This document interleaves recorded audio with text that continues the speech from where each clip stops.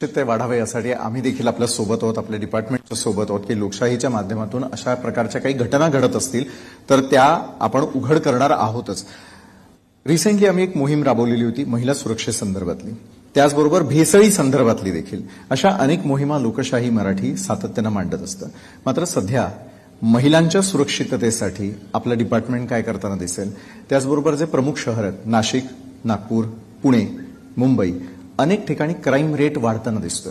तर या महिलांच्या सुरक्षिततेसाठी कुठल्या उपाययोजना गरजेच्या आहेत? मला वाटतं महिलांच्या बाबतीमधली अर्थातच संवेदनशीलता आज सरकार म्हणून आमच्याकडे आहे आणि ती असणं अत्यंत आवश्यक आहे. ह्याच्यामध्ये बघा, एक जो गैरसमज आहे की महिलांच्या केसेसच्या बाबतीमध्ये फक्त महिला पोलीस अधिकारीच काम करू शकतात. मला वाटतं तो विचार ठेवून फक्त चालणार नाही.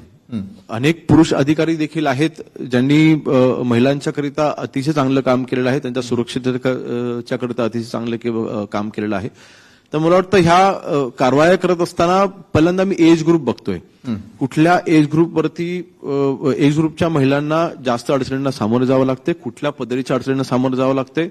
समजा एखाद्या कुठला अनुचित प्रकार घडत असेल तर तो का घडतोय, कोण करतंय, ह्याचं सगळं बायफर्केशन आज आम्ही केलेलं आहे. पहिल्यांदा हे ऑब्झर्वेशन व्हायचं नाही, बरोबर, किंवा ह्याच्याबद्दल स्टडी व्हायचं नाही. माननीय मुख्यमंत्री महोदयांनी ह्याच्यामध्ये एक आदेश असे दिले की हे गोष्टी का घडतायत, कोणा माध्यमातून घडतायत, ह्याचं अवलोकन पोलीस डिपार्टमेंटने केलं असं आपण त्याच्यावरती काम कसं करणार, म्हणून आम्ही ते पहिल्यांदा केलं.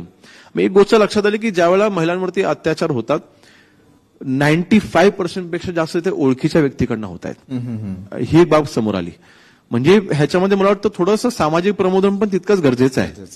कारण फक्त पोलिसांकडनं आपण आज कारवाईची अपेक्षा ठेवतो, पण पोलीस कायदा सुव्यवस्था राखण्यामध्ये नक्कीच पोलिसांची जबाबदारी आहे.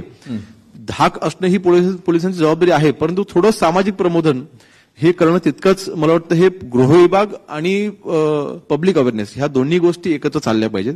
आम्ही ते देखील प्रयत्न करतोय. मला वाटतं हे कॉम्बिनेशन आणि ते कॉम्बिनेशन करायचा आणि ते यशस्वीपणे राबवायचा आम्ही प्रयत्न करतोय.